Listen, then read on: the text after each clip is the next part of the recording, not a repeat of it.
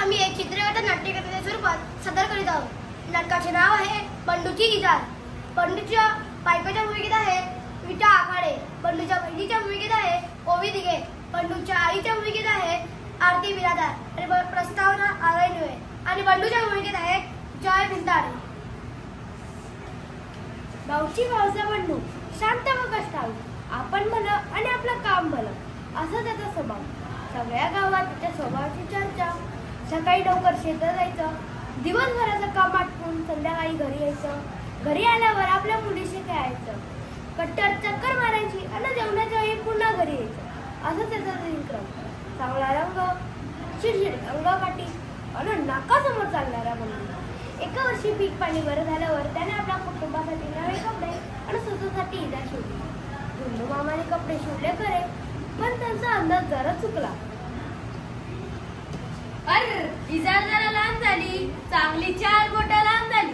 आता पुन्हा तोंड मामाला सांगायचं म्हणजे अगं इजार जरा 4 बोटं कमी करून टाक घालतीस का?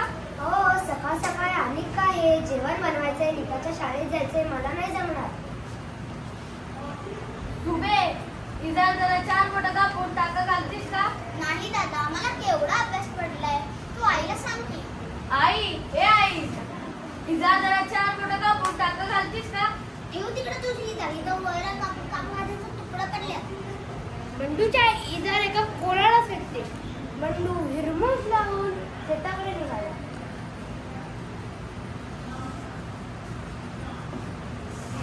सकाळीच इजार दुरुस्त करायला पाहिजे होती। बंडूची बायको इजार 4 बोटं कापते आणि धुमून टाके घालते। आपला भाऊ राब राबतो, कष्ट करून आपल्याला शाळेत कॉलेजला पाठवतो, आपण त्याचं एवढंही काम करू नये। बंडूची बाई इजार 4 बोटं कापते आणि धुमून टाके घालते। तुझा किंगस्ली पोरात एवढा राब कापते पोरगा।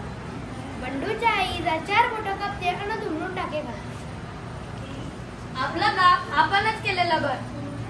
बंडू इजार 4 बोटं कापतो आणि धुमून टाके घालतो।